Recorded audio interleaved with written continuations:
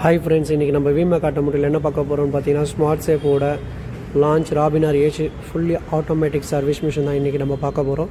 இது வந்து பார்த்தீங்கன்னா ஒரு 2-in-1 கேஸ் R134 யூஸ் பண்ணிக்கலாம், 1234 YF யூஸ் பண்ணிக்கலாம். இப்போ நம்ம இதை சுற்றி பாடி எல்லாமே கவர் பண்ண போகிறோம். இதில் பார்த்தீங்கன்னா ஹை ப்ரெஷர் லோ ப்ரெஷர் ஓசஸ் இருக்குது. அதுக்கு வந்து பார்த்தீங்கன்னா ஸ்டாண்டும் கொடுத்துருக்காங்க. இதில் பார்த்தீங்கன்னா ஸ்டாண்டு வந்து பார்த்தீங்கன்னா கப்ளருக்கு வந்து ஃபிட் பண்ணுறதுக்கு ஸ்டாண்டர்ட் கொடுத்துருக்காங்க. பவர் சப்ளை காம்பவுண்ட் எதுக்குன்னு பார்த்தீங்கன்னா சாஃப்ட்வேர் அப்டேட் வெஹிக்கிளோட டேட்டா அப்டேட்டுக்காக கொடுத்துருக்காங்க.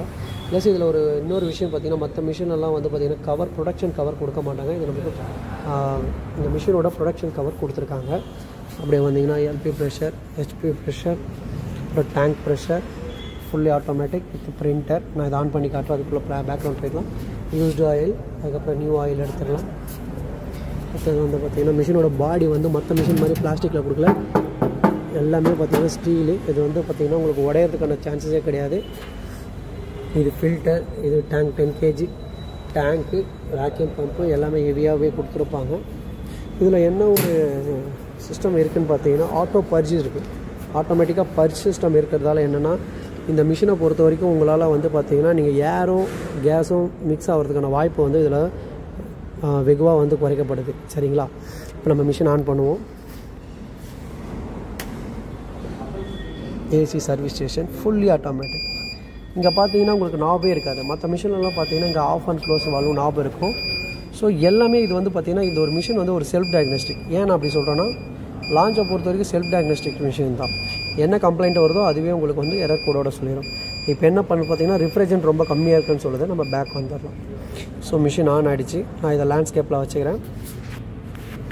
இப்போ பார்த்தீங்கன்னா இதில் ஃபுல்லி ஆட்டோமேட்டிக். இதில் வந்து பார்த்திங்கன்னா எல்லாமே டிஜிட்டலாகவே இருக்கும். இங்கே பார்த்தீங்கன்னா உங்களுக்கு இது டிஜிட்டலாக இருக்குது. ஆயில் ஏற்றுறது, கேஸ் எல்லாமே ஆட்டோ மோட்னால் நீங்கள் வந்து பார்த்திங்கன்னா ரீசைக்கிள், வேக்யூம், ஆயில் ரீசார்ஜ் பண்ணுறது எல்லாமே ஆட்டோமேட்டிக் மோடில் செட் பண்ணிவிட்டு ஒன் டைம் செட் பண்ணிட்டீங்கன்னா அதுவே முடிஞ்ச உடனே உங்களுக்கு வந்து ஒரு பீப் சவுண்டையும் வார்னிங் கொடுத்துரும். இந்த க்ளீனிங் ப்ராசஸ் என்னென்னா பார்த்திங்கன்னா ரொம்ப நாளாக மிஷின் யூசேஜில் இல்லை ரொம்ப யூசேஜ்லேயே இருந்தாலும் 1 மந்த்துக்கு ஒரு வாட்டி என்ன பண்ணிங்கன்னா ரீசைக்கிள் போட்டிங்கன்னா கேஸ் வந்து பார்த்திங்கன்னா கட்டி ஆகிறதுக்கோ இல்லை வந்து அதனுடைய தன்மை வந்து கம்மியாகிறதுக்கோ குறைக்கப்படுது. அதுக்கு தான் இந்த க்ளீனிங் ப்ராசஸ். இது வெஹிக்கிள்லேயும் நம்ம பண்ணிக்கலாம், மிஷின்லேயும் நம்ம பண்ணிக்கலாம்.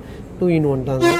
அதுக்கு அடுத்தது வந்து பார்த்திங்கன்னா டேட்டாபேஸை பொறுத்த வரைக்கும் எல்லா வெஹிக்கிளோட டேட்டா இருக்கும். நம்மளுக்கு ஒரு சில வெஹிக்கிளில் வந்து பார்த்திங்கன்னா இப்போ ஒரு ஆடி எடுத்துக்கிட்டிங்க, அந்த வாடிக்கு எவ்வளோ கேஸ் பண்ண தெரிலன்றது A to Z வந்து உங்களுக்கு இதே கொடுத்துரும். எவ்வளோ ஆயில் ஏற்றணும், கேஸ் ஏற்றணும்ன்றதை A to Z கொடுத்துரும்.